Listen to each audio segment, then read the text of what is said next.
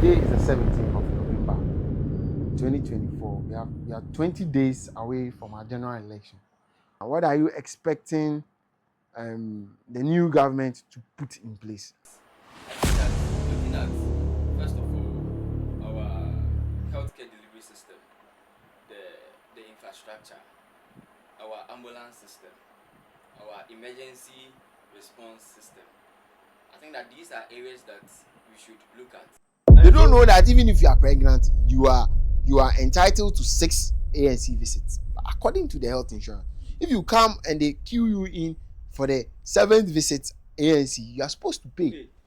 And now if they say pay, you come and say why? If they don't ask you to pay, insurance will not reimburse them for that decision. Then what's the essence of the insurance? To help the professionals make diagnosis on time. It's like you start something, you don't finish. Then you bring something new. Then we go into the telehealth. Then halfway, we bring something else. All the compartments they have, as you are saying, the capitalist. So people now invest, they create jobs, then they employ people, and they pay them well. They don't leave everything for the guy. And if you are supposed to mainly, look at these things to vote, who will you vote for? Charlie, me are tired. At this point, I'm tired.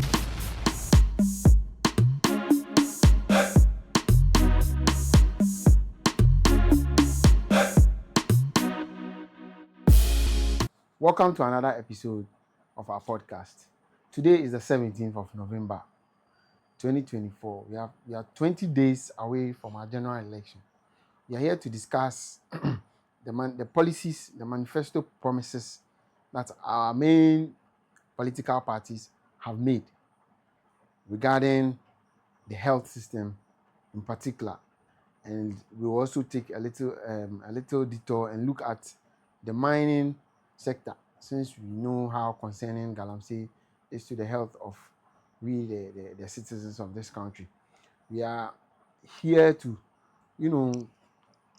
chat and discuss about the thinking behind, the formulation of these policies, and if they help us in the long run, and if we are supposed to mainly, look at these things to vote, who will you vote for? I'm here to do this with the usual corporate, Mr. Kumi Emmanuel. Yes, sir. Welcome to the podcast once again. Thank you, sir. We know that in 20 days we'll be going. Yeah. And our two main political parties, being the NPP and the NDC, have put out their, in fact, New Force has done the same also. They put out their manifesto. Okay. And as health workers, we have to look at the new policies that will be guiding our practice when these people come into power. So what are you expecting? Let me start from there. What are your expectations? Have you looked at the manifesto? Yes, please. And let's let's put what is inside on the aside for a while and look at what do you like when we say a political policy. What do you expect a new government that is coming, considering the current system that we are in? What are you expecting the new government to put in place? After that, we'll look at what they've decided to do. So thank you once again for hosting me or having me on this podcast to discuss very important issues concerning the manifestos that has been put across. So I think that yes, we've read about the manifesto concerning health, and for me, since we are in the health sector already, there are realities on the ground. There are matters or issues that really affect us firsthand as workers and as patients, or as Ghanaians, or Ghanaians as a whole. So I think that the policies concerning health should tackle the core, should tackle the foundation, the basics. So for you, what are the main issues that you expected the winner of the election to tackle as far as health is concerned? So yes, I think that looking at, first of all, our healthcare delivery system, the infrastructure, our ambulance system, our emergency response system.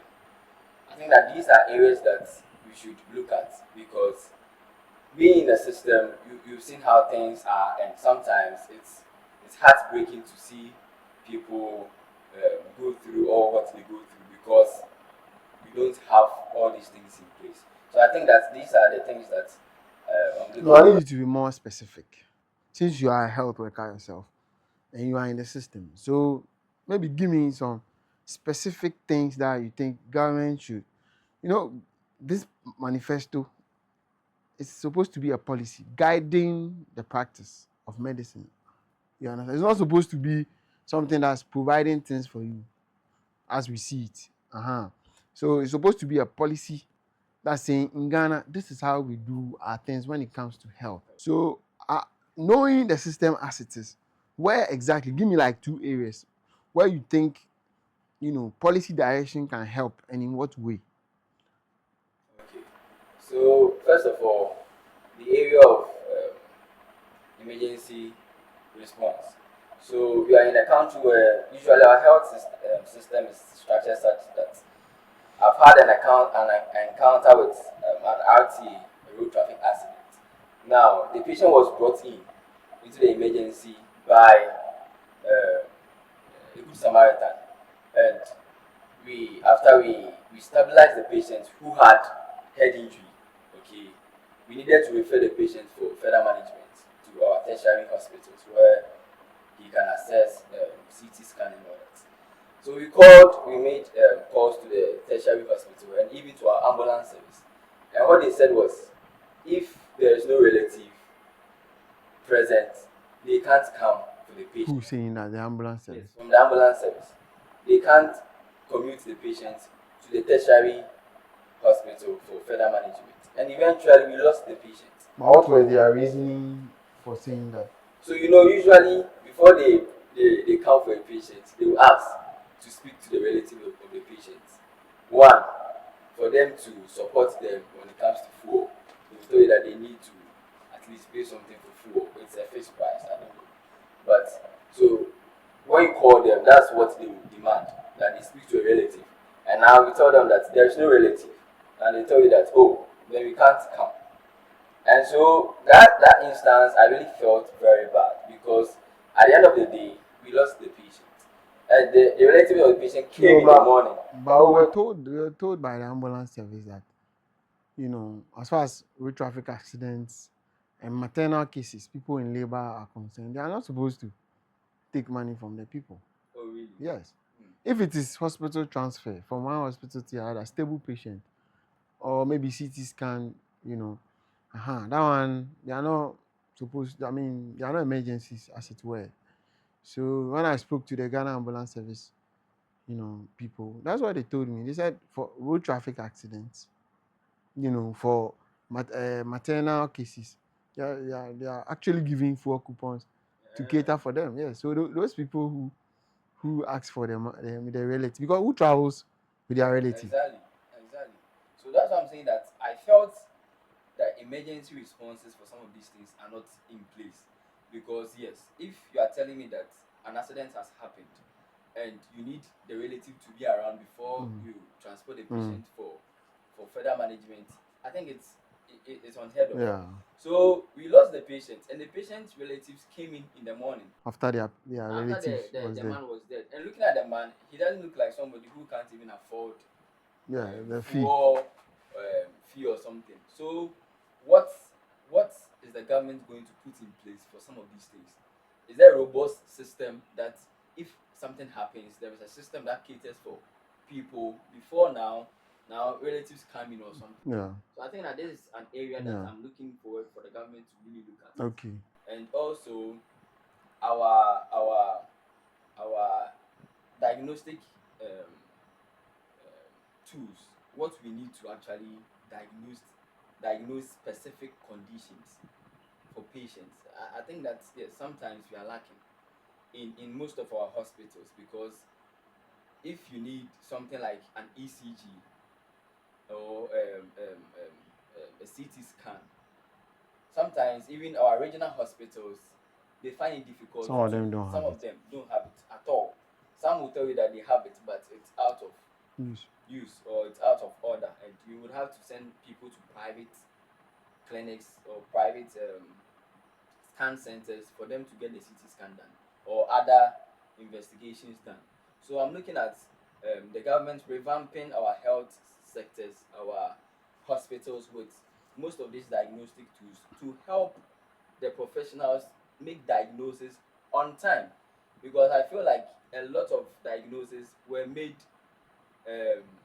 not on time. And in medicine, time is a really important factor. If you're able to diagnose early, then you can start treatment for patient to survive.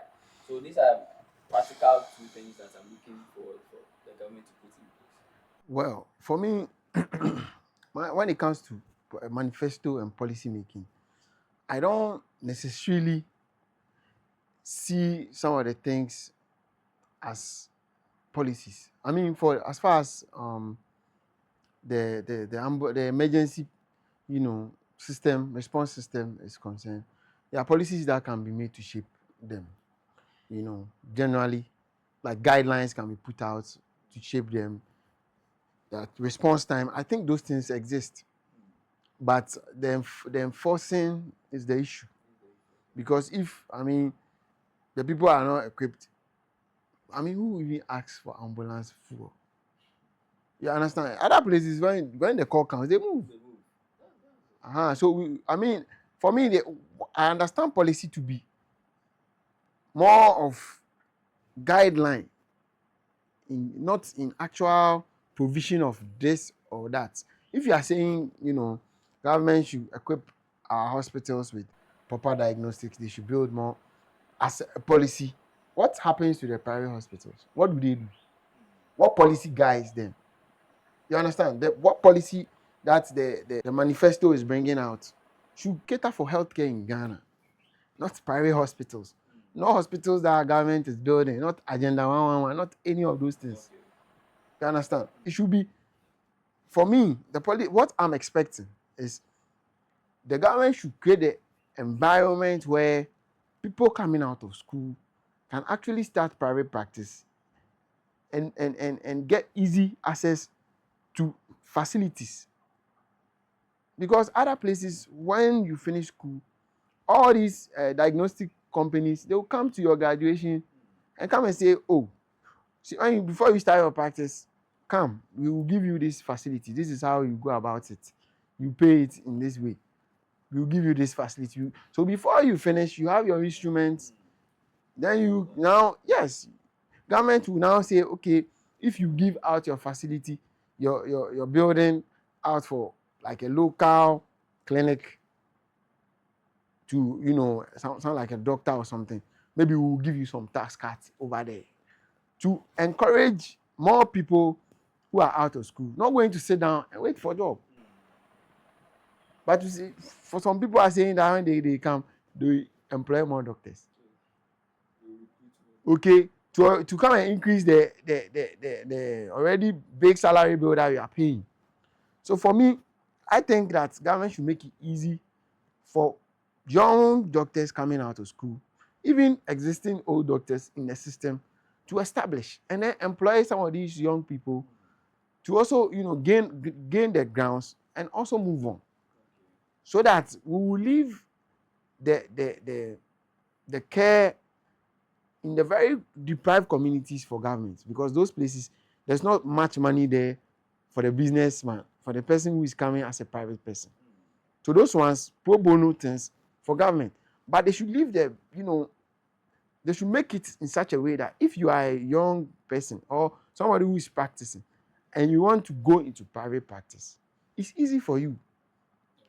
Yes, because right now, if you want to go into private practice, the first thing is you don't even have any money to start with.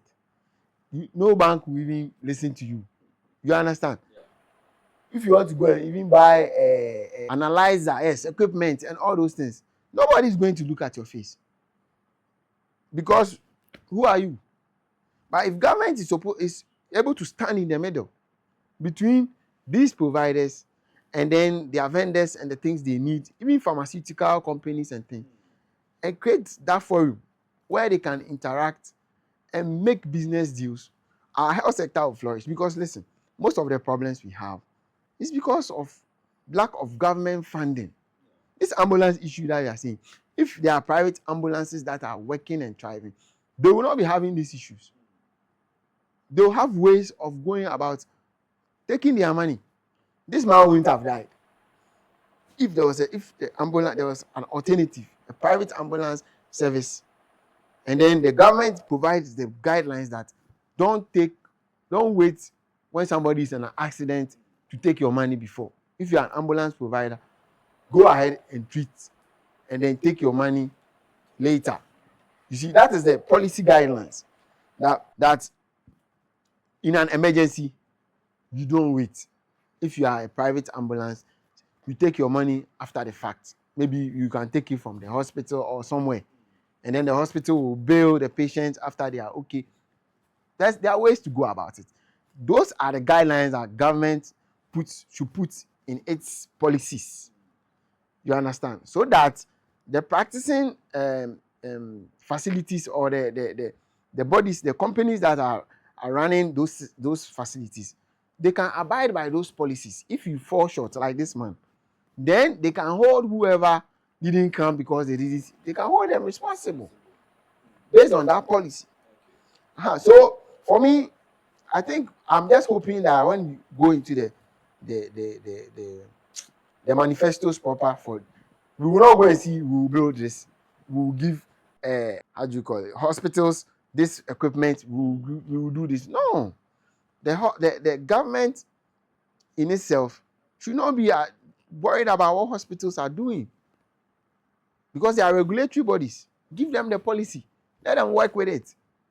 You understand? But because most of our hospitals are like public hospitals, government owned hospitals, that is why when you say give me a policy, they say I'll agenda 111, I'll build 100 or something. No, that's not a policy. That's government spending money. Policy is not supposed to make you spend money. So it's a guideline. Yes, they say we have guidelines for certain things we do in our practice, but the overriding policy of health is what we want from government. Understand? As far as the practice is concerned, there are guidelines. If you want to do a cesarean section, if you want to do blood transfusion, there are guidelines. But I'm looking at a general health. For instance, the ambulance service, the emergency services that you mentioned, they need government policies surrounding it, even if it is government. In the sense that when there's an accident, it can be anybody. You may not be conscious to even say you have money here or there. Are we now going to look for your family members? Somebody should pick a phone and say, there's an accident here, and somebody moves. And the person moving should be assured of their money. That is where government comes in. You understand? To say that very well, we'll take those bills and we'll charge them later for the patient. Government can take money from anybody, anytime, at any. Yes. You understand? So those are the things. Create the environment, stand back, and regulate. So for me, that's what I'm going to look at out for in this manifesto review that we are going to look into. I don't know if you have anything to say. Okay, then we'll go directly into the MPP, since they are the number one on the ballot sheet. On the ballot sheet, we'll look at their manifesto, concerning our health system. So with the MPP, Mm-hmm. this is the highlight of the manifesto. They are saying that they will provide better health care for all, and what they are saying is that they will complete all Agenda 111 hospitals. This ensures every district gets a district hospital. Their second point is that they will recruit more doctors, nurses, and other healthcare professionals with improved condition of service. Their third point, they said they will bring healthcare services to your doorstep by completing the digitization of public healthcare institutions under the e-health project. They will scale up telehealth services, establish 2 additional sites in addition to the existing 6 at Funsi and Kentampo to enhance drone delivery services to ensure total nationwide coverage and ensure the Probability. interoperability of the National Electronic Pharmacy Platform with public and private health facilities. They will offer incentives for healthcare workers to buy one vehicle each with engine capacity of up to 1,800 and ensure compliance with the existing deprived area incentive package for health workers. Okay, you've read it nicely, but let's go into it one by one. Okay. Then let's attempt to explain so that those who don't get it, we can explain. Then we'll come to what we think about it in general Okay. before we move on to the NDC one. So complete all Agenda 111 hospitals, ensuring that every district has a district hospital, isn't it? So what do you know about Agenda 111 hospitals? So yes, Agenda 111 was introduced by the current government. During the COVID time, isn't it? Yes, the Kufuor-led government, our president, during the COVID time to make sure that people in the districts get access to easy health care. But what was the claim? Why Agenda 111? They claimed that they were going to build 101 or 111 hospitals by the end of their tenure. District hospitals, okay, including some regional hospitals, in which Eastern region, ours is still under construction. It looks like it has been halted for now. Yeah. Yes, but they say some is completed, but to complete Agenda 111 hospitals as a policy, you see where I have issue. Yeah. I mean, if you finish completing the Agenda 111, then what? What's next? You understand? So for me, that in itself, it's not a policy. It's not a manifesto something. It's a promise. A bit my friend, manifesto. Sorry, we can call it a manifesto promise. But as a manifesto or a policy, which a government is coming to, it's like a philosophy that you work by. As far as we are concerned, when it comes to health, this is our thinking. That is policy for me. Completing Agenda 111 hospitals is no policy. Okay. And I don't think they can say they won't complete it. You understand? I don't think they can say they won't complete it. If government has spent money, to start a project, it's only in Ghana that when you change government, those projects become a certain government project. So they leave all that investment in the bush to rot. You understand? And that is why we are being promised that they will complete. This shouldn't even be an MPP promise. It should be an NDC promise. What do you think? Yeah. Yes. Because if your party has started something in power, why are you to tell us that you will continue it as a manifesto promise? It doesn't wash. So for me, first of all, I don't even think we should be doing manifestos. Yeah, I think we should shift to policies. We saw it in the American election. People had policies on abortion, on the border, on this, on that, on the economy. Yes. But to say that, they're coming to complete some previous projects, for me, I don't see it. It's just a promise. Yes, it's too. They could have even put it better by saying we will provide provision. We will make sure there are more health facilities in every district as a policy. Whether it is government who does it or not. You understand? You create the environment in such a way that more doctors will go private and do the employment for you. So that you don't have to pay any salary if you are claiming that you don't have money. But in this case, you are saying you spend more money to build the hospitals. And now that you are down building the hospitals, it's not like you are going to even rent it to these private people. You are now going to employ more people. You understand? Then do you have a money problem? You don't. I feel like some of these things, it's one of the reasons why they they are looking from a standpoint that they will create more employment, provide job, do this, do that. And It's which like one is easier?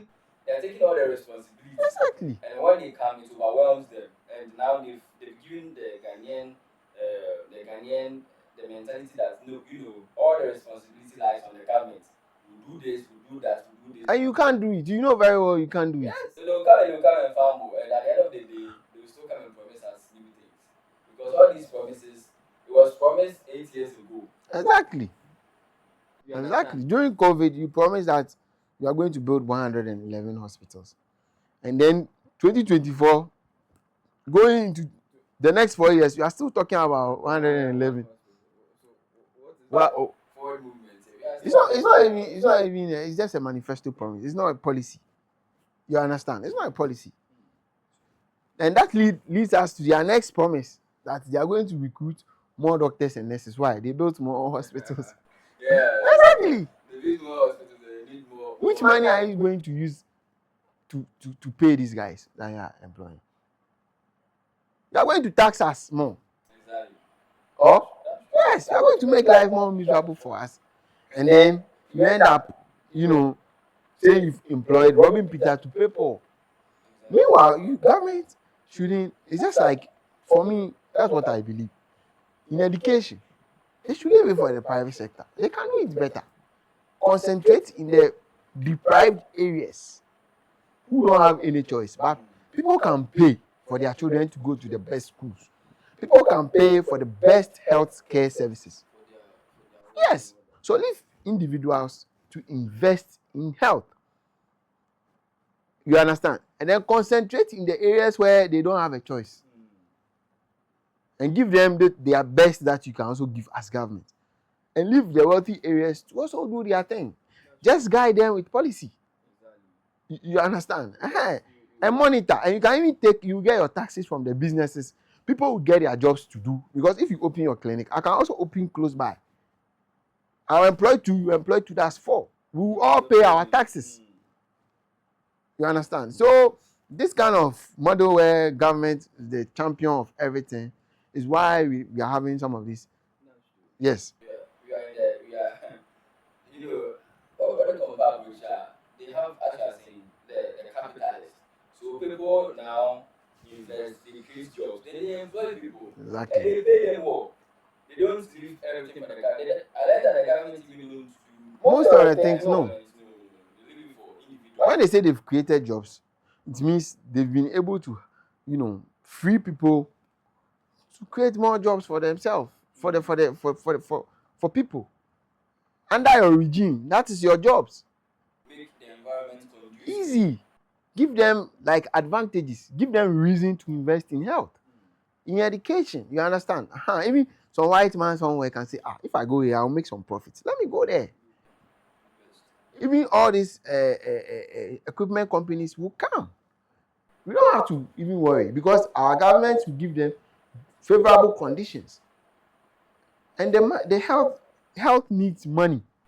For anybody to think that you can just be providing free health care and nobody should pay for it, it's dreaming. And people have that mentality. Now when they come to the hospitals, everything should be free because the government is saying that it's free. Manifesto promise. Free healthcare. So the mind of the average Ghanaian is free. So you are not supposed to pay for your own health. Exactly. When they come and that is why you will die. Oh, it's true. That is why somebody will ask you for your relative before they come for you in an accident situation. Because the ambulance doesn't just move, it uses fuel. The government can't be giving the ambulance people fuel all the time. How will they get the money from? And yet they will not accept that they should agree that pay, because your opponent is saying that it's free, so you have to say it's free. That's true. Because I'm sure that when they brought this ambulance system on the buy, if the education went on that, okay, now they've provided it and all that. So in these instances, you are supposed to support, you are supposed to do that. It gives the Ghanaian man or the citizens they are pre-informed. So as a mentality, they get to know the realities, but they make it seem like a free. You know, when they come to the hospital and they meet the reality, go and buy this, go and buy this. You have because you can't have everything for free. Exactly. Nothing is actually free. Free. Everything you see is paid for one way or the other. Yes. You understand? So if people believe, and I'm saying that, look, you can make things free, but you have to. It can't be for everybody. You understand? We had some. Let me share this experience. When I was doing my service some years ago, we had some students from Pennsylvania State University. They in their country, they don't have that. They said they should relax. That's what I told them. They should relax. Then we went on one round and they realized that the medications that we needed. They are not really available for insurance. The investigations we needed to do wasn't covered. Then they said, but why? Then what's the essence of the insurance?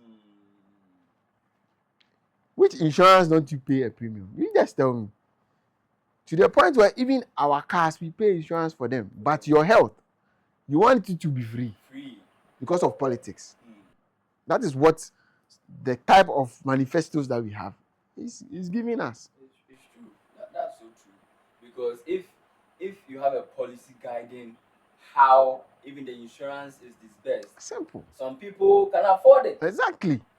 No matter the amount. Some people come to the hospital and they tell that pay insurance. Yes. Because why? They feel like insurance they are not. They are not. Yes, exactly. They are so not. They will tell you. They don't want it. It means that those kind of category of people can afford exactly the help, no matter the amount. So it has to be tailored. Exactly. And it has no, but even with the insurance that we are talking about, there's also private insurance companies on which people are. There are a lot of people who are paying thousands of cedis for their insurance and their families, and they are paying.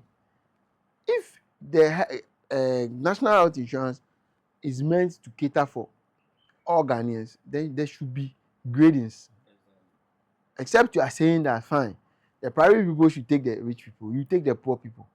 Then if you are taxing us for a levy, make sure that when the person is coming, he can actually pay. Do you understand? Yeah. Me, I can pay. Then I'll come with my card. And then I'll come in. The one who can pay cannot even afford to go and get a card. That's true. It's so true. Because we've seen cases that you tell them, say, who insurance that be adding on insurance. We need car. Exactly. To register for insurance. So if let's say we are targeting even that 30 cedi. Yes, those who are very deprived, then it means that everything will be for free. Exactly. For free. Exactly. For those people. Now the people that how do you even qualify to be a poor person? you understand what I mean? Yes. How do you qualify if you say we are going to do it that way? Let everybody pay the premium according to what. If you are saying your least premium is 30 cedis, currently that's what we are paying, all right? Except you are on SNET. So if you are paying, let the 30 cedis people pay. Let the 100 cedis people pay. That's how insurance works. So that when you fall sick, because you are paying 30 cedis, the one who is paying 50 cedis is not yet sick. So we can now use their money to take care of you until he is also sick. Then we use their. But you are saying everybody should pay 30 cedis. Majority of the people are not in government employment. They don't have formal employment. They are informal workers. How do you get their money? They should pay 30 cedi. And now it will affect the very poor who don't even have the 30 cedi. Do you understand? So we should look at these manifesto promises not just by the face value. This one says they will do this. This one says they will do that. No. It's not a matter of promise. Do you understand? Then Donald Trump won. The dollar became stronger. Bitcoin went up. It's not because he promised it. It's because of the policies he promised that when he comes, you put in place. So then people know that, now that he's in, he's going to support Bitcoin. Then Bitcoin people will start buying it. Do you understand? Yes, he said he's going to deposit people. It's a policy. Yeah. You can't come in when you are illegal. The other government says that when you are illegal, you can come. And we will give you a nice place. This one is saying, no, we don't want illegal. We should put those guidelines. Yes. In our manifestos. The second point under the provide better healthcare for all, bring healthcare service close, sorry, to your doorstep by completing the digitization of public healthcare institutions under the e-health project. It's a bit confusing because I don't know if he's talking about public health institutions or public healthcare institutions or Public healthcare institution. I think it's the public hospital. hospitals. Yeah. Okay. But we already, I mean, if the e-health project is referring to the lens that we are using now, the lens is already in, and I'm wondering how that is bringing healthcare closer To our to doorstep. anybody. Maybe it means that if like you are at the distant portions of the country, maybe you can still access your records. You can be accessed anywhere. So I think that's what they are trying to mean. I don't know how. Anyway, but as I said earlier, I mean, the premise of the manifesto has moved away from policy. It's now citing things that must be done by maybe somebody who is running a health system. Mm, You understand? okay. This is not a policy. Bringing healthcare closer to somebody will be maybe strengthening the CHIPS system, health center system, equipping people to do Their that work. level. Yes, like maternity homes and things, putting things in place so that people will feel comfortable, experienced midwives, you know. But this is like somebody trying to tell you that this is how I want to run the health system, as if he himself is maybe. So I'm going to do. Yeah, exactly. Okay. So the next is scaling out telehealth services. Is there any telehealth service in Ghana I don't that know. you know of? I don't know of any. So if they say scaling it up, then it means that something is going on somewhere that we are not aware. I don't know of any. Telehealth. You see, some of these things,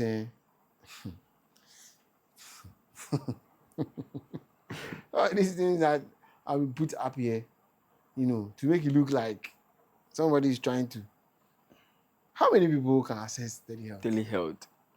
Exactly. And for those who don't know telehealth, it means that accessing your healthcare or seeing your doctor over a device, maybe Yeah. a phone Electronic. or. I mean, you see, in Ghana we are grappling with common things, everyday things, basic health. People don't even go to the hospital. It's not their first call when they are sick. Not to talk of. Now you say that if somebody is sick, they should pick a phone and video call somebody. Doctor. Well, I don't see where this is going. Honestly, I mean, I don't know your opinion. Ah, I think the same because if you are saying health encompasses everybody at every part of the world or of Of Ghana, the country. of the country. And so if yes, probably if you are targeting some group of people, to my telehealth now fine. But to say that telehealth you scale it up to help the healthcare system and all that, I don't think it's really something that you are Well, I supposed mean, to if be. there's any telehealth services out there, they should come and tell us. I mean, somebody should tell us so that we'll follow up and see exactly what is being done there. Because I mean, I haven't through all my research seen any telehealth anything going on. I remember some time back, in the original hospital they tried something like that. Yes, but I don't know how effective that one has gone. It's okay. And even that one is like when you are referring a case, you need to call them, and then they will give you maybe some things that you have to do before you bring the case. Oh, Yes, maybe if you're from a health center and you are bringing a case, an emergency, they will tell you, do this, do that, do that. That's to the extent that I know telehealth in Ghana. But I don't know if people are like patients are actually accessing health through electronic device. you know. Probably people are doing it, but in the private sector. Like there are these No, but healthcare this workers. is government. Yes, yes, yes. I'm And just saying. some of these all these things are targeted to the public, the public hospitals, and all these telehealth e-health, and they come with gadgets. Yeah. And you know that gadgets must be, like maintained and all these things. Internet And access all these and things. all So this. I don't know why we are just focusing on being contemporary or modern when the basics of the healthcare service itself is in ruins. That's true. You understand? That's Even true. if you are going by, their own promises that they are giving us, I don't see the foundation that they've laid for some of these things. It's like you start something, you don't finish. Then you bring something new. New. Then we go into the telehealth. Then halfway, we bring Yes. something else. When we haven't really like seen the full benefits of what. So, like as you said, our referral systems are in trouble. Our ambulance systems don't work, to everybody's benefits. Everything is haywire. And instead of bringing policies that will sort of sanitize the system, we seek to bring new technology policies. on. I mean, I don't know. Okay, I think we'll get there. We'll get to the zip line. I think they mentioned it somewhere. But it's such an innovation. It's good. Yes. However, there are issues. The timing. There are issues. There are issues. The issues that are with those things is that, like for our facility now, people think that their services are free. Okay. Let me say that. People think that, but the patient will have to pay them one way or the other. Exactly. Whatever thing they bring to you, they don't actually take money from the facilities. Ministry of Health will pay them directly. Okay. But somehow,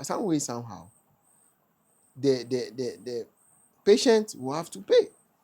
And then you find out that because of the technology they use, their services are expensive, more expensive. Yeah. Because maybe they bring it in emergency and things. But after some time, when they don't get their monies, they won't supply to you. Of course. It's business. Yes, It's it's a business. private business. And instead of, in my own opinion, instead of focusing on something like Zipline, rather let this, whoever the entrepreneur is, come and maybe streamline something that we already have, like the ambulance system. You understand? It is somehow to send a patient to another hospital because you don't have a certain medicine. Yeah. That is the essence of Zipline. Yeah. But it's also somehow that you actually have to send a patient and you can't send them. And you see, that system is already existing. You have ambulances, you have ambulance services. So if you streamline that one and we get around that one, and you say you are bringing another, then Service. you know that we are moving from. But the way this one is, manana, you go and bring another thing, and then it's just complicated. I don't know. It doesn't work to its full potentials. Then And everything is supposed to like fit in, work together. You understand? But currently, as it is, the ambulance service has its own mind, not working in unison with the hospitals that they work with. That's true. So you call them, they say, nah, this one we can't go, or this one maybe they have to pay, or this one we don't work around this time. We don't know their rules. It's like they are not part of the whole health system. They are on their own. That's true. We are also on our own. There are no protocols that are common between both of us. So when they come, it's like it's you versus me. It's all disjointed. It's true. You understand? True. And that is what the policy can achieve. You see, that is what government should focus on, streamlining some of these things. Because ministry, all the leadership or the policy making institutions, they are under government. Okay. You understand? That's true. They are under government. So even if like majority of health services in Ghana are private, government still controls it. They regulate them. Yes. With those policies. Yeah. Right now, if an emergency lands in your hospital, maybe you manage it differently. I also manage it differently. Yeah. You understand? But in a country where, we all practice, there should be a regulatory body. Even if we are using different things, the principles must be the same. The same. You understand? Yes. In certain places, you can't commit abortions in America. It's against their law. Mm. That is government policy. But if you move to another state, it is allowed over there. You Okay. understand? Okay. That is policy. Okay. So if you are in the state that they don't commit abortion or they don't you allow, can't. and you want to commit, you move to the states where you can do it. You go Okay. and do it, and you come back. I get it. So for me, some of these things that are put out there, that people put it to get like political, advantage, to get something to say that we've done this, we've done that. All well and good. But more than this, we need policies. Mm. We need national guidelines, protocols. You understand? Yeah. Well known to everybody in the health system. Yeah. Right now, everybody has studied. Those who are those who are studying in Konfanochi are studying medicine, right? Those who are studying in Kolebu are studying. All different universities have taught their people. When they finish and they come, that's why we write the licensing exams. Yeah. Let them study the national protocol, the guidelines and things, and then examine them. You understand? These protocols must be in every hospital. Applied to every health You worker. understand? So that when you go to a facility A, the care you are getting from that facility. When you work in facility B, it's the same thing. Based on the same principle. Maybe they will vary the medicines based on availability and affordability and other things. But right now, everybody is practicing the medicine as they've been taught from school. You understand? Okay. Yes. So I think government policy should streamline some of these things. Because when it comes to medicine, there are a lot of things. But if you look at the type of medicines that we have in our country, that we have currently in our country, because you don't have the full gamut of medications that we can use. There are certain types of medications that we have access to. That's true. Yes. So if you look at those things, they should just call medical personnel, people, consultants, sit them down and tell them, look, draw a protocol for this emergency case scenario. I have a problem with that. You understand? People use STG and other things. But, somebody too can decide that they will not use it. Even if you are a consultant and you know that based on practice, you can vary it. At least the principles are there. Are there to follow. Maybe they are there. We are the ones who don't know. Maybe the policies are there. We are the ones who don't know. But those are the policies that our manifestos should contain. Not some of these things that we are seeing. Establish two additional sites in addition to the existing 6. They are talking about the drone services, the zip line. Yes. At Funsi and Kintampo. You see? To enhance drone delivery. These things serve their purpose in hard to reach areas. But soon is not hard to reach. Exactly. You understand? Yeah. Any car can come here. We have a highway coming through. So hard to reach areas like the places that have, the overseas areas. Those who live on the water bodies. Those in the islands and things. But my question is, even if you look at it as a manifesto promise, if you look at the cost at the end, does it make healthcare free, more cheaper? You understand? If If I have a snake bite and I go to my chip's compound and they can't get the anti-snake, and then they phone into the zipline people and they bring it, that saves the life. Yeah. But what if I can't afford? But I think the anti-snake is free. Huh? It's covered not. by. It's not free. Who told you? It's not free. No, it's not free. Anti-snake is not free. Oh, okay. As you speak currently, anti-snake is even out of stock. I don't know if it's in the whole country, but in our jurisdiction or around us, we don't have anti-snake. You understand? So it's not free. Oh, okay. It's not free. It's just like maybe anti-rabies. Okay. Yes, those ones. Anti-rabies service. It's not free. It's very expensive. I know it's expensive, yes. But okay. It's I was thinking free. anti-snake was free. You understand? Okay. So if I can't afford, then what happens to me? You die. In that case, you understand? So we should look at it. If you say we are making healthcare free, in the sense that they are saying it, Then zipline services must be free as well. That's true. It's all part of the healthcare. Exactly. And it's not sustainable. Because one, we don't even manufacture any, well, maybe IV fluid. We manufacture IV fluid at intravenous. Yes, but aside that one, all the equipment, all the medication, they are imported. Maybe entrance pharmaceuticals, they do their own, but even their raw material, they imported. They're very expensive.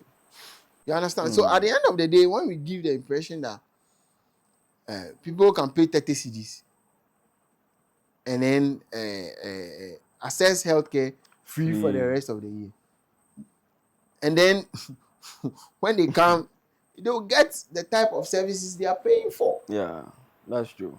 You understand? And that one, you can't blame the health caregiver at that point, because they will give you what they have. I remember there was this man who was bitten by a dog and came for care. And then at that point, they didn't have the anti-rabies and then the other treatment. So they wrote it prescription to go and buy. The only medication that he could get out of the whole thing was paracetamol. And the guy bought. Say, okay, the insurance. You buy the insurance and this big hospital, all they can give him is paracetamol. You understand? Yeah. This is the effect of politics on the health system. It's because of some of these policies that they put out there. I don't even think it's a policy. Yeah, some of these promises they put out there that healthcare should be free. Should be 30 cedis for the whole year or a month. For the whole year. For the whole how? For the whole year, if you register once, that's for the year. One time premium per year. So they should look at those things. For me, what is important to me is they should create an avenue for more people to get into health. You don't even have to be a doctor to invest into health. You understand? If I'm a doctor and you are a businessman who is well-to-do, I should be and you want somewhere to invest your money, I should be able to convince you that, look, invest in me, this is what I want to do, and you get your return, this is how we'll pay you, and then we do business. Because healthcare is business. If you don't give it that business side, then we will get the kind of healthcare we have, because money from government into health doesn't circle back. The money that government puts into health, like they are building Agenda 111, they are building 111. That money, there's no way that those hospitals will generate money and give to government again. Back. No. So how is that sustainable? Eventually, we'll see. At the end of the day, the government is poorer. They are suffering to pay. Even that is why when we went to IMF, they told the government to stop employing people. It's not for nothing, because they could not continue hiring people and paying them. You are in debt. Meanwhile, government does not do any business. So how would you pay them? Tax the people more. I mean that would be the only solution. No, but how much tax can you put before the people start getting angry? You understand? So empower the people to open the businesses and then tax the businesses. The business will pay it. Exactly. And then they will also end up employing those guys who are ready. They are nurses at home, as you said the other time. They are doctors at home, PAs at home. Midwives. Yes. All these lab guys, X-ray, we don't talk about them. They are all sitting at home. Yes. If it wasn't for the private people. So, okay, let me ask. Looking at the policies that we've elaborated over there, I think it's left with one last one. Yeah. It says ensuring interoperability between the National Electronic Pharmacy Platform with public and private facilities. This is a system that they are bringing where when you come to the hospital and you get a prescription, you don't write it for you. They send it electronically. So even if you have to go into the community pharmacy, they too can access the portal and get your prescription. So that you see, but this one, something like this. The problem I will have with something like this is, what if an old woman comes to the hospital? See, now that he's going to find somebody who has a young phone to now go and access the see, we copy some of these things and we don't look around. The challenges that just to say that we are digitized. It's true. If I'm pharmacy person selling my drugs and somebody comes with a prescription, will I return it? No. So at the end of the day, what are we trying to achieve with this kind of? I remember I went to a workshop on it with this kind of system. Oh, okay. Yes, where you sit down, you prescribe on your limbs, this, and it goes to the pharmacy, and if they don't have it, they are able to also send it to the nearest pharmacy so that you can go and buy without a prescription. I mean, is it the most important thing that we have to fix? No, Exactly. I don't think so. The issues that we are facing in our health system, some of these things Who are they are, consulting yeah, before writing some of these things? they are not. They are I, pressing issues. I'm not actually relating to some of these things because the real issues on the ground, I'm not seeing them being talked about and all that. Seriously. It's, it's quite. If there are some times that if you really have to refer a case, now I don't know, you are disturbed Yes, because you know the case will not go eventually referrals, especially to in our this tertiary country. hospitals. It's a problem. Referral system is so bad, so bad. Before the ambulance even came, sometimes you the kind of challenges you face Yes. with ambulance and all that. No, me, I've referred somebody with a fracture in a hearse Oh, in the dead people ambulance. that's serious. Because there was no sick people ambulance. Around. So we had to use it going to Kumasi all the way. Hey. No oxygen, nothing. If anything should happen. That was before they imported this batch of ambulances. The question is, even those ambulances, a place like Suhum, where we have over 13,000 people, and we have one, and then as we speak, that one is under repairs. And then we have to go and share with people like in Asamankesi or in Sawam or all those areas to have their own people. So at the end of the day, we break those ambulances down. Exactly, the stress on the ambulances is On top of that, they don't have food. And then you can't tell me that you want to do what pharmacy something take money that can fix that problem. You see, that is why I feel government should not even start an ambulance. They should encourage people to start it. That way you don't worry about, just put the rules down for them to obey. I don't see how that is difficult for them. you see, somehow can your problems and no. The reality, if you are in the health system, you appreciate some of the things that we are talking about here. That when it comes to referrals, because some of these things, sometimes you have to watch patients die. It's like you are Supervise their death. yes, it's like your hands are tied. Who to me in because eventually you don't have what it takes in your facility to take care of the patient. Refer the case to Refer to either they are telling you don't come or wait for 2 hours, let's discharge, or a friend is it's very frustrating. we end up fighting among ourselves. Yes, I had one doctor at one of our municipal hospitals, and he was saying that Chaluku, we are not watching cry Yes. because some patients in the brain will say, oh, you have to do ABC. Now the ABC now also so The things are not there. I said you are restricted. Even if you can do it as like you are a professional, you can do it. You don't have what it takes to do it. Like what you need to do it. So you have to refer. Refer to a problem. It's a death trap. Charlie. You see, and these are the things we hope or we seek. We are looking up to our political leaders to address. To address, at least they spoke to the creative people. They had a there and spoke to them, and we also saw what happened. They should at least, if not for some of us, they should call some of the leaders among us and sit down with them. And you see, I assure you, when they call the leaders, they will not get the actual problem because they are not on the grounds. Pick like maybe out of the country, okay, pick one one district hospital out of everywhere. Go there, speak to the people on the ground, and draw a policy. But if you are talking about for instance, zip line and this one and agenda 111, I also feel like all these buildings, new buildings and all that, after building them, you have to staff them. Mhm. We have to Equip them. equip them. And we have hospitals, already existing hospitals, with so many lands or like Around lands yet not developed inside the hospital. Exactly. And some people, even though you build chips compound and health center, they will still leave their villages and come to the nearest district or municipal hospital. Yes, you have to give them that. But why don't we also, first of all, make sure that the hospital existing, we improve their infrastructure, we staff them, we bring more specialists or professionals on board so that the hospitals will be revamped to offer quality health services. It will cut down on the referral This system. agenda 111 that they Yes, but every time we are building new hospitals and we leave them into the bushes for Ukraine, they also need the hospital.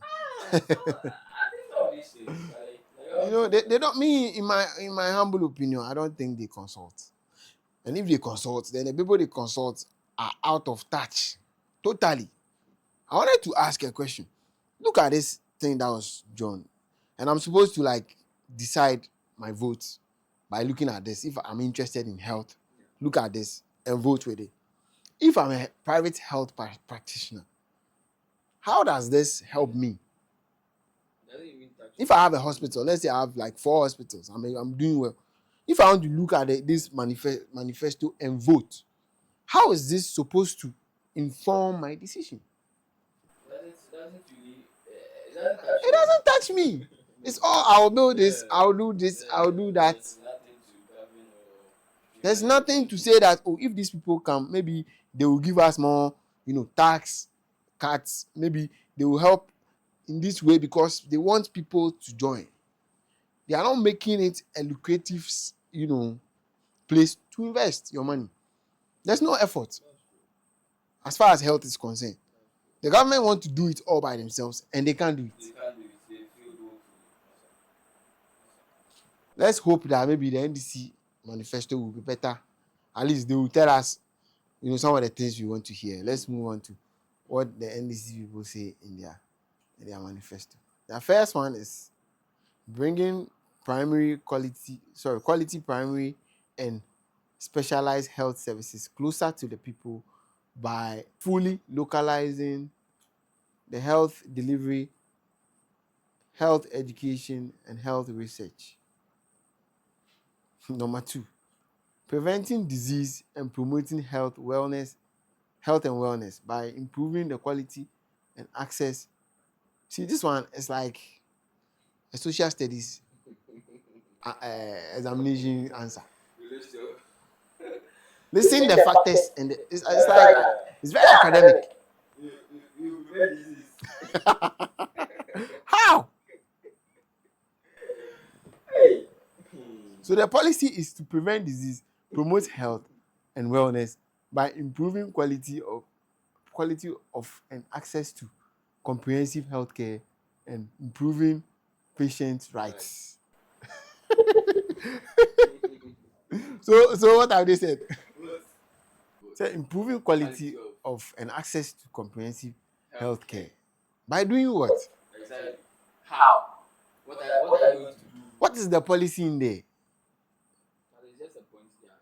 You see, if you are given a policy, okay, this is my view on health, or when it comes to quality healthcare. This is how I think we should go about it. Then this one to say, no, what you are saying doesn't work. That's why they have debates during this presidential. In healthcare, I think this is the best way because of these factors. Do you understand? But if you go and look in some book, it's like they took this from maybe some WHO document, something. It doesn't. You're out of touch of the reality. There's nothing real. Look at number 3. Prudent management of public health emergencies and epidemics. Is it the government that manages public health? Or is us? When the COVID came, when people were running away from patients, did you see any politician here? You understand? So if you are saying that, look, you want the country to be prepared for the next public health emergency. How are you implementing? How are you making sure? What institutions are you going to put in place to work on that? Tell us. But to be fair to them, these are just the main points. Maybe they will go into details in the main manifesto. But the point itself does not see promoting health tourism. We in Ghana, somebody is traveling here. Do you know what health tourism is? It's like what the Indians have been able to achieve.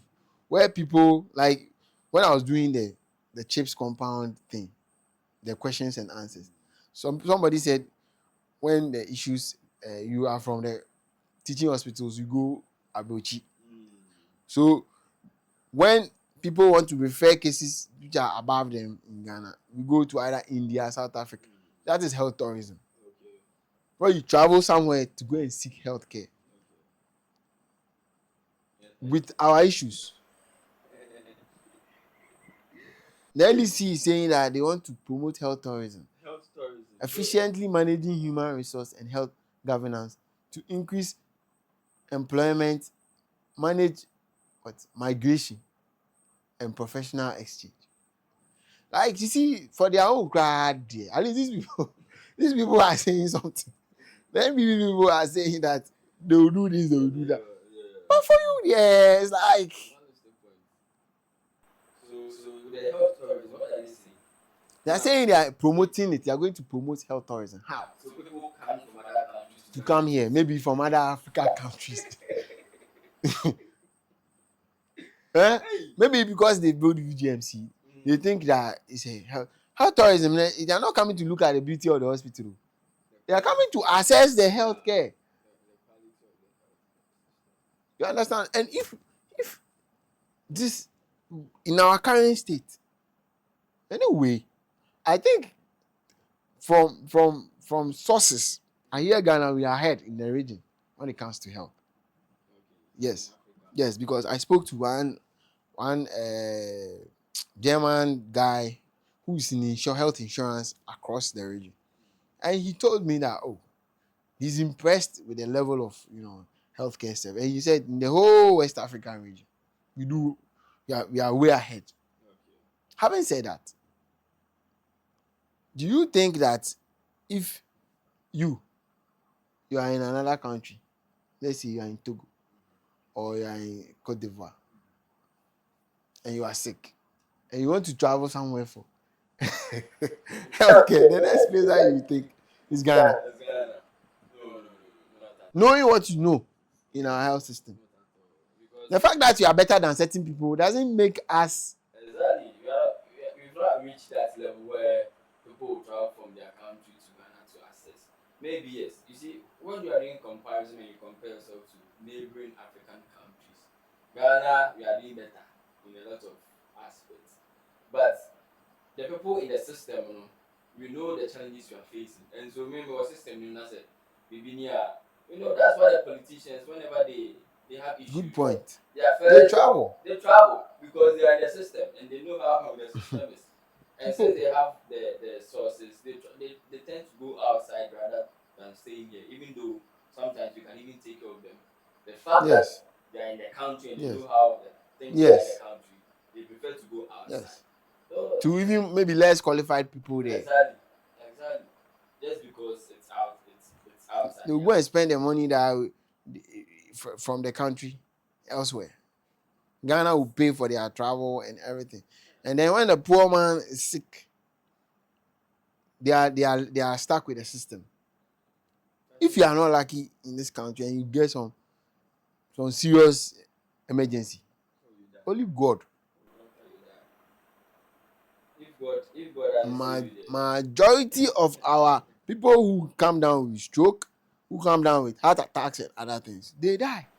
Kidney problems, you are dead. Liver issues, you are gone. But if you travel to the other side of the world, people have had like 7 heart attacks and they are walking. It's not the end of the world for them. So if those people are saying they want health tourism, we understand, because they've gotten somewhere. See, they are innovating. their government or their businessmen are spending money to do research, to push the frontier of the medicine that we are all practicing. Yeah, so those people can say, oh, they are doing maybe because they are developing a new cure for cancer or something. If you have cancer, come and let's try it and see how it goes. But hold on, boss, you don't have anti-snake. Basic. You don't have anti-snake. You have to do health tourism. We go out of oxygen. Yes. Our X-ray Problem. Our what's it called? Ambulance. Issues. Ambulance. I say. Even after some time, they don't work. After like 11, 12 Yeah, days. it goes to the time, yes. You know, we had an issue with one ambulance driver being shot There, or something. that got shot in the middle of the night. After that incident, They got robbed or something. yes. I remember Ofra, They won't come. after 10 or something, they won't come. They are afraid for their life. If they cannot be protected. But who even robs an ambulance, Charlie? You understand? These are the issues. For me, I've always had this referral issues as one of our major issues. Because the mere fact that you are in a certain location and they want to move you to one location, you can die. And you see this our road. We are not the only persons who use it too. Everybody. You don't know when to be your thing. So it really eats at me. And to see that none of them have even mentioned anything concerning the Ebola, it's like it's functioning perfectly. And that's the question to ask. Is it that they don't consult? There are different departments with the health. So the ambulance is part of the health system. What's it called? The labs, the lab people, the emergency. Look, if you go elsewhere, even the police is part of the health system. The National Fire Service should be part of us. See, we should have, like, if you go to like our district, we should have back and forth with these people. We should interact with them, but we don't see that. It's like everybody is isolated on their own, doing their own thing, and sometimes you don't know how to even go about approach them. If you want to even use their services, let's say somebody has been raped or a child is being molested at home, and you want to even like report it to the law enforcement, there's no lay down procedure. You have to now go and call on your friend if you have one. There's no lay down procedure. There's in other places when you go to the hospital with a gunshot wound, you must automatically call the police or else. But here,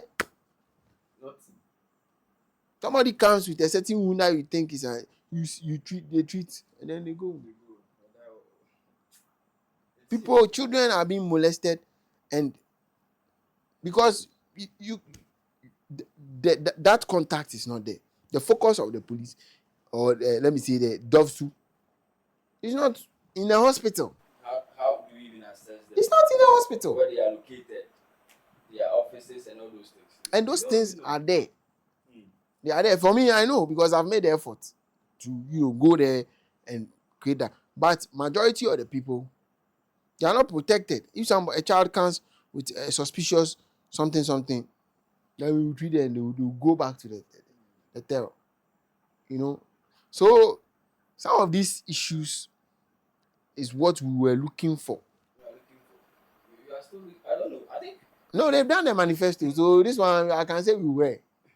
They are not going back to change anything. At this point that we have 20 more days, they are not going to change anything. They've done what they have to do. But we should ask them some serious questions. Yes. Some serious questions, because all these things that we are seeing in the manifesto with regards to health, we in the system, we are not relating to it. It's not like the real things that we are facing, our day-to-day challenges that we face in the health system, that people come, they are not supposed to die of certain things. And eventually yes. How do you even try to fix something that you don't know? You don't know the system.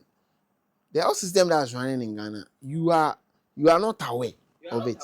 They are not aware. And then you go and sit down and say you are writing manifesto to solve the problem. For all you know, you are even compounding the problem for us. That's true. How tourism? That's true. Please open the next one and let's look at it. And funny enough, when these politicians, when they fall into the system, you know, intentionally they wouldn't come to a public institution or to access health. They would rather go to. They will go to the UGMCs and the bank hospital and what have you. But if by accident they come and they fall into the system, now they'll be like, hey. They won't come here, master. No, if by accident. Maybe some cases where politicians were commuting from yes, definitely. Even here. And now the they convoy. were like, like nothing is working. You have to call somebody, protocol, call somebody. They do that before the system works for them. Yes. But automatic. How can the average man get a protocol? Get a protocol to call somebody. We've had instances where patients were at an emergency dying. We didn't have ambulance, and somebody comes in, makes call, and in no time ambulance. So I've had my own experiences with that. So there's the protocol. So these are politicians; they are connected. So it's like everything. I remember we had one RTA, accident that I superintended. There were 4 severely wounded. It was during campaign time like this. I think the last election. 4 people with severe injuries. The one who was actually very seriously wounded was the driver. So whilst I was seeing them, I told them we are sending the driver first. So one of the politicians who were among them came to see me that no, they want to send somebody who was related to one of the big men in their party. I'm like, no. If this man doesn't leave first, nobody's going. She made a call. We got 4 ambulances for all of them at once on the spot. 4 ambulances on the spot. And when we saw the president's convoy accident, they brought a helicopter to come and get those who were injured. All these things can work. You understand? So if you are not a politician, close to a politician, or you are not in the system where you are known by any politician, you are what's a mere mobile. It's true. You are in serious trouble in this country. In this country, it's like everything favors the politicians. You see, and when they put out such promises to us, it's like we can't talk. If you go and talk, you'll be in trouble. And so our leaders are quite GMA, GRNMA, your people. Like everybody is quiet. They don't pick these policies and say, let's examine it. What are they saying? Does it work? Does it not work? Whose manifesto works for us? We don't hear those conversations. Yes, and we will come out and educate the public that this manifesto. Exactly. We don't do them. We don't do those things. So it's like everybody can go into their bedroom, pray to their God, and come up with some policy. It's not even a policy, a promise that God has given to them. And they'll come and put it out as a Why is saying God has given to them? Oh, yeah, I'm just saying. Who knows? Trouble. No. So as far as me, I'm concerned, the 2 parties, they missed the health conversation. I'm not seeing anything. Yes, they missed the health conversation at all. I'm surprised nobody mentioned anything about Galamsey. I don't know if it has been mentioned. I heard Baumia saying he's going to be able to map out where the minerals are and pinpoint so that they don't go and be digging everywhere. You see, our man JD2 is saying that he will not arrest them. And we don't think this is health related. These are health policies where you should say no mining in our water bodies. If you are caught, these are the penalties. These are health. You see, some of these things are preventive. You say you want to prevent disease. Meanwhile, you will not arrest Galamsey people who are polluting water. It doesn't match. How do you then? It doesn't match. You are just saying something because you have to say something. Plenty points. And it's like, you see, these things that they've written is like for the MPP one, it's like somebody, an individual who wants to build his own health empire, Okay. who is saying, okay, this is what I have to do. Let's build this one. Let's employ this one. Let's change this one. Let's bring this technology. Let's bring that other technology. These people, New something. exactly, Setting up. exactly. But the system is There are a already. system. There's a system that you have to like fine tune it and improve it. What are the challenges? Let us address it. What can These are our people here. It's like they are writing book.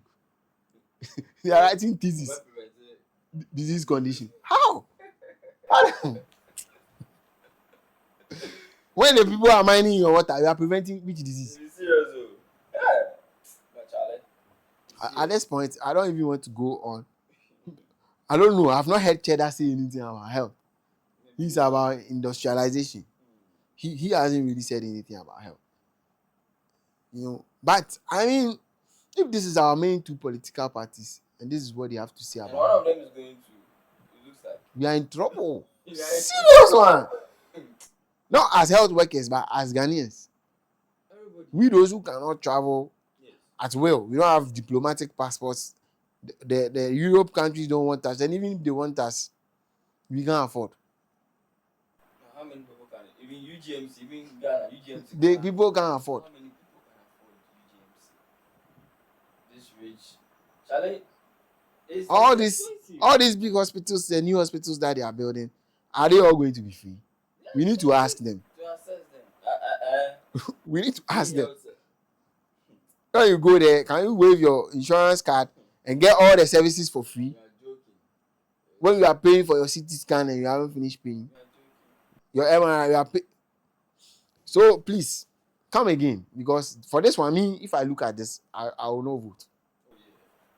Oh yeah. If I'm going to go by your statement on health, the profession that I practice, I think you people are in another planet when it comes to health. Totally. I cannot speak about any other sector. But when it comes to health, those people who are advising you, they are deceiving you. Plain and simple. They are telling you lies. And if any health personnel or any health group of people pick your manifesto and look and analyze it in the face of the problems and challenges we have as far as health is concerned, you are way off. You have deviated big time. Okay, let me not cut you. I feel like anytime that any hospital is expecting any big politician, they want to Impress them. make everything look like the system, everything is fine. But you see, I know where you are going. But the issue is that you cannot put paint on the system. You can paint your buildings and let your nurses dress nicely and your doctors and come and meet whoever. But if they want to go through the system will treat them. The issue is that now they will try and make provisions. If God forbid any politician falls into our hands here, I'm saying God forbid because of the sickness, not because we can't handle them. The system they will bend everything to make it look normal, especially if it's a high profile person. Everything will work. And even it may pretend to work because the deficiencies will show their head. Do you understand? Yes. I remember we've had such an incident where one, a very high, person in the education system was involved in an accident and was brought here. And I don't know whether they did what happened, but the system worked. Had to take its course. The course that we got from headquarters, you will not. The kind of course that we got from our big men in the ministry all the way down to our regional director, to us. It wasn't easy just because of him. What about the other people? Other people. It's sad though.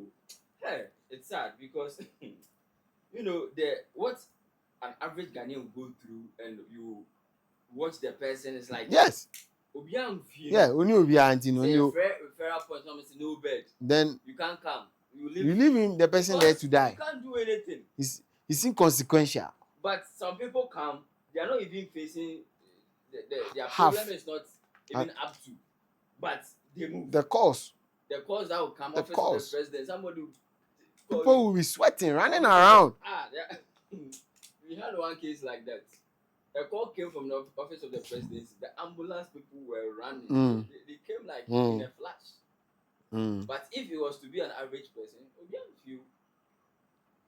So, Charlie, So those are the things we hope that your policies fix for us. We need, if you say you are bringing healthcare service to the doorstep of the average Ghanaian, you need healthcare services all over. All over, not like big hospital, like small clinics. You should open your clinic. I should open my clinic. I should be able to do that. For it to make like financial sense to somebody to invest in me, so that maybe for every so often there's another clinic. That is to your doorstep. This chips compound nonsense that we are encouraging, for me it's nonsense, because see,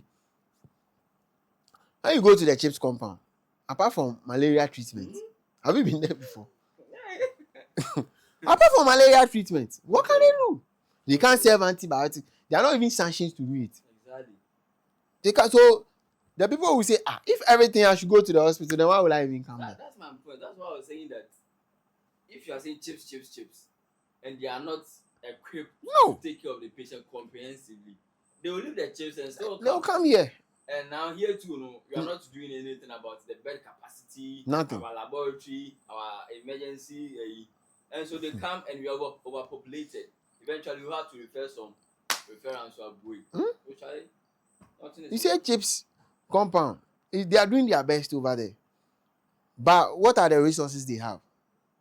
If you are going to deliver in a chips compound, you have maybe an 80% chance that you will come here. Because if anything should go wrong, the next thing is we are looking for a taxi or Okada to bring you. The ambulances, I was even surprised that the ambulances that don't even go down there.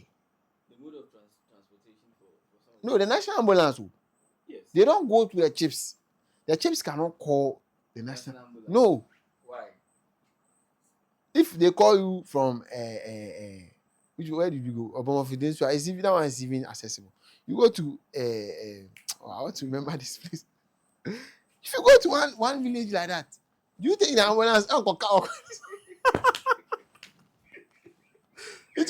will be stuck in the amount over there? The patient will die in the ambulance. They don't go there. The motor is the motor Okada guy is the ambulance guy. Where's CPR? Master, pregnant woman on a motorbike, and maybe she has even had fits. So one person is sitting in front, one person is sitting behind, and they sandwich the woman like this, and they bring the person to the hospital. That is a real ambulance. They will not ask you money before. We went to, why am I forgetting this place? It's not coming. We went to one health center like that. They said they spoken to the bookman at the taxi rank, that anytime they need an emergency and they need a taxi, they'll call him. That is the real health system we have. Exactly. These are the real issues. That is the trenches. These people are part of they are Ghanaians. So. They are the masses. How many people live in Accra? They are the masses. They are the ones who queue every time and vote. So how is this policy going to affect exactly them? And you see, the one thing is they have no idea. They have no idea. They are just voting based on what other reasons, but their health. All other things they consider, but their health. People are coming to hospital in emergency situation where they should be on a stretcher, lying down with probably oxygen and monitors. They are coming on Okada bikes. I was surprised when we went to the chips and even the health center that they don't have access to the national ambulance. So the national ambulances have been made to we those who are in the urban areas. How? And those who it's really sad. It's really sad. And if you have the opportunity to fix the system, you tell us Agenda 111 or promoting health tourism. So as far as me I'm concerned, our our health does not concern the two leading political parties and their leaders.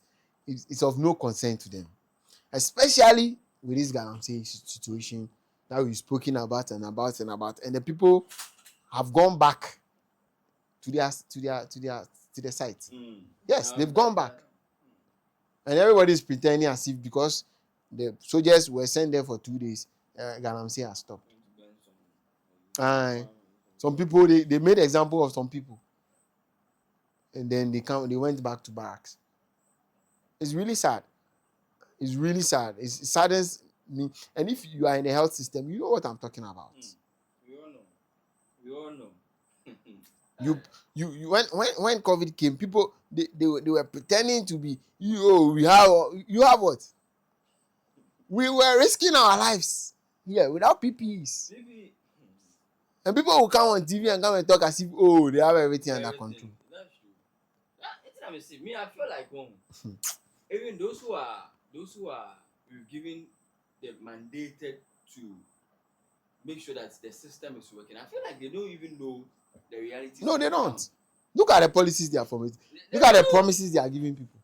And they are trying to sweet talk you. Look at the things they are saying. Because they don't even experience the system. Aside that, the people themselves for which these hospitals have been built, they don't really understand the system. That is why they are comfortable with this. When you go to the hospital and you have a bad experience, you blame the nurse or the doctor. Exactly. They will tell you to, let me not cut you. An issue came up. Somebody was saying that the nurses should improvise some. Person needed oxygen or something. Give them mouth to mouth. Oxygen was out of stock.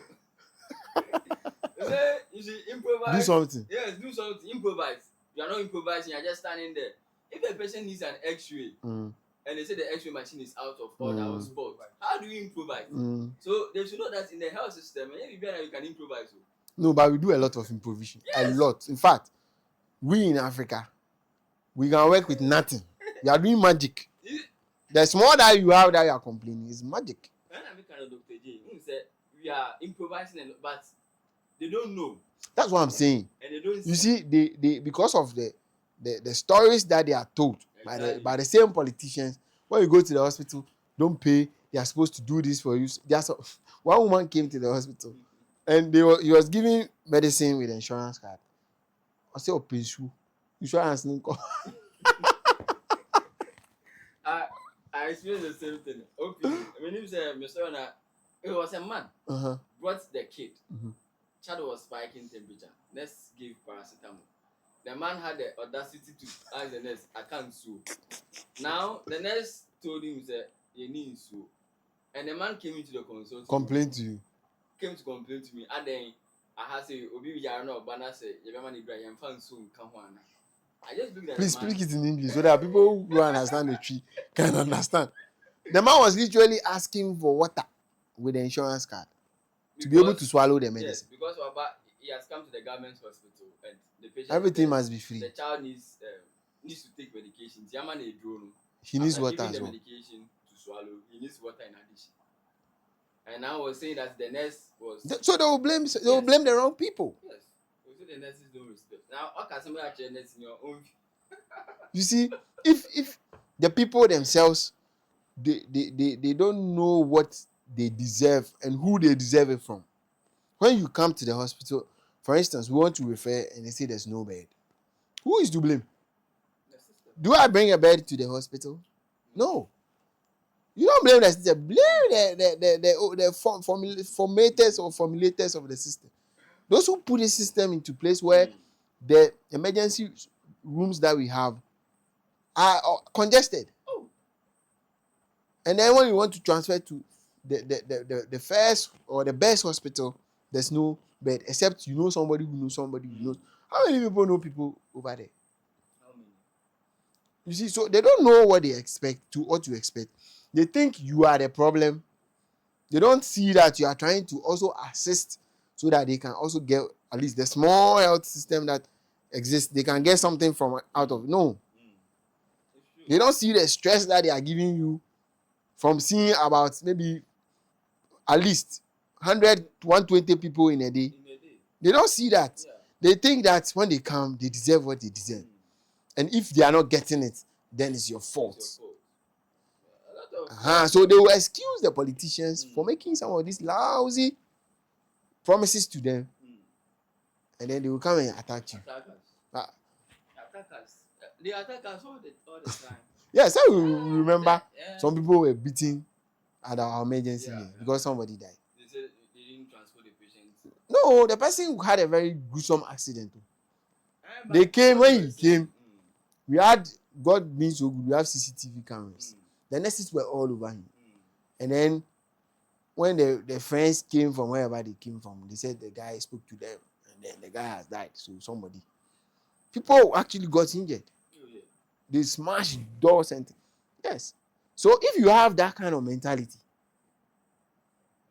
that the government has provided everything you need, it's just for we the caregivers to deliver it for you, and we are not doing it. And because of that, then I can go and sit somewhere and say that, oh, I'll prevent disease and other things. Yes. You understand? We are the face, and we are the people who are there with them. And yes, and then so when they come and they encounter anything, it is us that they will give their problems. Yes. And so it means that if you want to do something, come to the people that. No, what it means is that we. No, I'm saying that this government, these policies, and yes, the core people on the ground interacting with the. That's what I'm saying. We are the bridge between the government and the people. You understand? So I'm expecting that maybe some of these organizations that we have should look at some of these policies and say, no, we deserve better, and explain to the people, this is what this government has for you, possibly in the future. This is what this government has for you, possibly in the future. And we think it's not good. If you go and do it, they will say it's politically motivated. That's like the Galamsey fight. But you should look at both, if not both, every other political party's manifesto. Do you understand me? How is it solving? Me, I'm not excited about the new things they are bringing. I am all for fixing the system we have. Put all the efforts that you are using to build 111 hospitals. And you see, and if you are not building this 111, they will not use the same money on the health system. Can you imagine? But if they have to build new hospitals there, they will build. Get funding for that. They will get funding for that. Machines going out of order for months. Exactly. Regional hospital, whole regional hospital. No CT scan. No CT scan. No MRI, nothing. You are referring a head injury case. They will tell you to go and do it somewhere. To a private yes. Health take the scan. It's not even a diagnostic center. Diagnostic center. So the person can even go and die in the machine over there. Oh! We've carried patients to diagnostic centers. They die there because they don't have hospital. Those places are not hospital. They don't have clinics. They don't have healthcare people over there. So it's just the ambulance people who are sending this person to go and do whatever investigation. So if he gets there and his condition changes, you die. So, sometimes even waiting for this whole back and forth, you call, take the patient here before they come. We have other people in other countries whereby they have mobile CT scan machines. Somebody have who go and buy it for you? That's why I'm saying that. Look, let's the government should please involve the private sector. The individuals with money, they should allow. But you see, the problem will be when you have done that, then somebody will come and tell you that they are bringing their insurance card. To access it. Just because of politics. And when politics enters anything, things like health and things, don't bring politics into it too. Look at what we have. Look at education. Look at what politics has done to education. Don't bring politics into health because you get sick. And you think that you can go when you have, but when you have an emergency, I don't want to say some things. I don't want to say some things, but we are here in this country and we've seen presidents fall. Ministers. Yes. On their way to their for medical tourism. For their medical tourism. The system handled them. So we plead that these are not policies. In fact, they are very, very, what's the word? on interesting promises. You are not interested in them. In fact, you haven't said anything new. You haven't said anything new. Even we are not asking for anything new. Please calm down to the ground, and let's try and fix the system. Because when you've seen another man die, and you know you can help him, it changes you. You know, it changes you. That's true. Because they don't see it, they feel everything is fine. The mental. And then one day something huge will happen, and then Fix it. It's like it's not they want to even make somebody a scapegoat. I remember the Winneba situation where somebody has been treated for I don't know, somebody with a mental illness was treated. One woman stayed in the hospital, got a treatment for free, stayed on the ward for so many days. He was handed over to social services, and they went and put the man somewhere. Now they fired the medical superintendent that he should vacate pending investigation. For what? But the social, is it even working? You see, our social service, that's what I'm saying. That you see, when we say health, have you heard anybody mention any social something in their manifesto? No. It's part of health. Exactly. We work with them. Exactly. It's not just what happens in the hospital. Some of this health education, NCC, they're supposed to put health education out there. When there's cholera and things, they do it. Wash your hand and things. It's only for those things. No. There's a lot of information. People who are sick believe that they don't have to get certain injections because they will die. Do you understand? And you say everything you have to say. Their beliefs are there because we do not educate our people. It's health. It's public health. So if you bring your policies and we don't see any of these things, then it tells us that you do not understand the system. You don't know what you are hoping to come and pretend over. You are there to just fix the crisis. When somebody's child dies in Konfanochi and we can't find the body, then government will come do something. Those are the things. Meanwhile, we will not put things in place to prevent something like that. So that if somebody goes wrong and doesn't follow the protocol, you can hold the person responsible.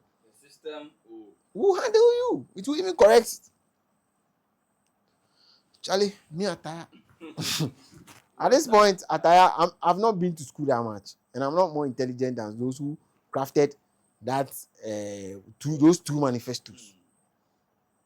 But even me, I know that if you want to fix, maybe they don't want to fix it. Maybe they want to create another system. If you want to fix something, draw near to the people who are in the system. Don't go to the bosses. Calm down. We the workhorses. We those who do all the work for no pay, practically. And talk to us. And we are ever ready to tell you the problem, because you see, you may land in my hand. You may have the professor doctor who is taking care of you when you are fine. But you may land in my hand because of some bad road or something. And for me, I'm a subject of the system. I cannot overturn anything. I just have to play according to the rules that I've been given. And that is when, if you are not careful, you may lose your life. So please, they should, me, based on health, I'm not voting. I'm not voting. I feel like But if I have to vote for voting sake, I'll vote for Cheddar. Honestly, because the two that are saying something, what are they presenting to us? They have all the fancy ideas in other fields. You understand? In tech, they are there. In their, even if they won't do it, they are promising some sensible things. They are consulting. So what happens to health? People, the things that are essential. What happens to security? They say they will give which people say that, guy? Is it NDC or MPP? I think MPP. Yeah. They will give every health to buy. I mean, is that a problem of health professionals? Cars? Seriously? Seriously? We don't even have insurance. Yes. They say we should go and join the health insurance. But are the kind of hazards that our work exposes us to, the ordinary person does not get exposed that way just by the way of his work. No insurance. That's very bad. Even with the COVID insurance that we had, what happened to it? People had actually signed for it. No, people had signed for nobody accessed it too, but people had actually signed for it. Oh, Yes, they've they've taken the benefits. That's what happened. If you are a health worker and you benefit from COVID insurance, please put it in the comment section for me. Give us some certificate.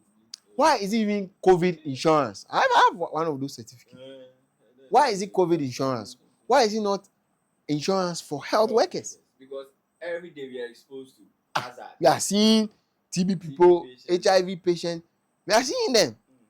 And we agree that that is our work, our course of work.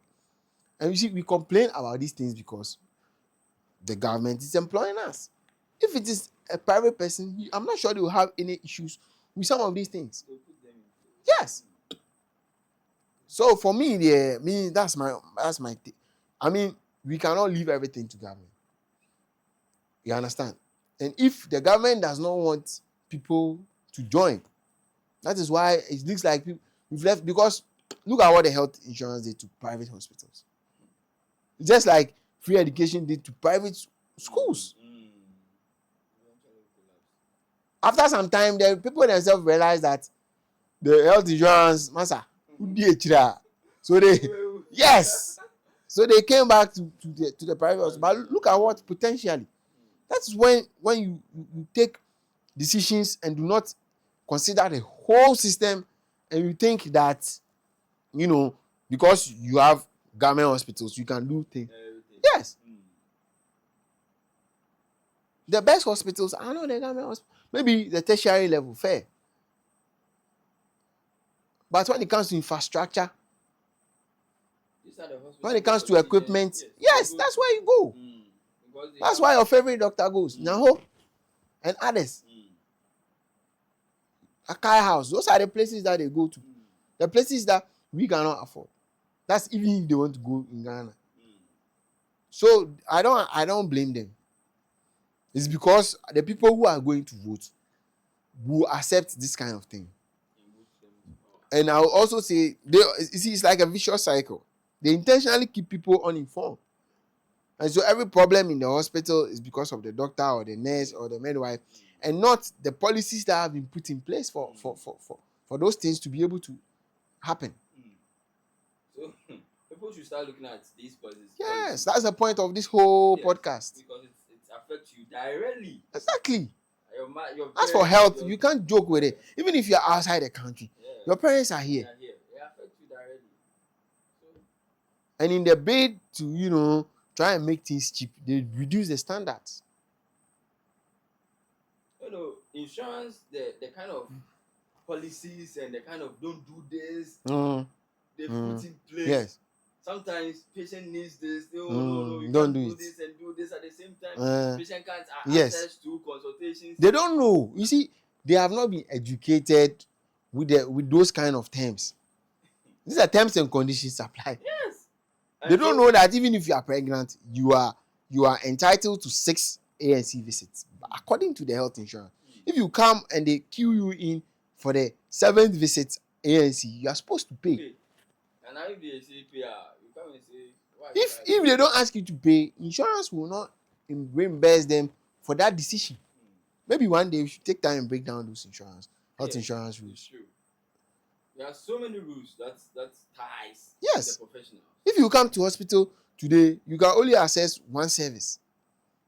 You know why? Because you are paying 30 cedis a year. That's why. So if you have an eye problem and you have to see the doctor for some diarrhea, choose one. That's what they are saying. But the truth is that they are saying, let the insurance take one and pay for the other. But you've been told that when you come, don't pay. So please, let's shine our eyes. As far as health is concerned, we are doomed for the next 4 years. 2028, we are in trouble. It's serious. Yes. It's serious. If we don't young boy home there, we don't try our best, it will even get worse by 2028. They'll still come and give us. They'll go into their archives and go and bring the old promises. So please, if you are health personnel, take the pains, look at the policies, educate somebody about it. Let's talk about it, because we cannot vote and then disregard policies on health, education, security. Those things affect everybody. At this point, I don't know if you have some last words for the electorates out there. Yes. So my last words are, Charlie, everybody should be ready to ask questions and seek for answers from our leaders. And also, we shouldn't accept anything that is brought to us. I think we should take time and go through some of these policies. I'm not sure majority of people have gone to read some of these things. So I just said, you knew what they are bringing on board for us concerning some of Are they even bringing something on board? pertinent issues, our health. It's been mature. We should start holding some of these people responsible. And when we come to the hospital, we should have at the back of our mindset, the system is the one affecting us. It's affecting the professional. It's affecting you, the patient. So please, let's be guarded. Thank you. Having said that, Mr. Chiami onim na asem kasi Nana wasumwa is into your ears. Tieni, listen to this and then start asking questions. Why are you going to vote? The party system has made a lot of people blind to the real issues. There is some party. Who some party? Who some wow? Whatever decision you make on the 7th, I'm sure we will come back and talk about the actual politics and who is going to win this election. But any decision you make on the 7th, remember that you are going to stay with it for the next 4 years. It's going to determine the next 4 years from the next 4 years. And we will see. And the NDC manifesto, they said they want to help stop migration. We will see whether in 2028 Kumi will still want to leave. Maybe if he hasn't already left. If he hasn't already left. Yeah. So please vote wisely. We those who can read. We should use our intellect to help those around us who cannot read. Educate them. This is what they are saying they will do for you, as far as your health is concerned, as far as your security, your education is concerned. This is what they are saying. Free this, free that, free that. At the end of the day, you pay with your life. That's true. 100%. We'll draw the curtains here. See you in the next episode. Bye-bye. Bye-bye.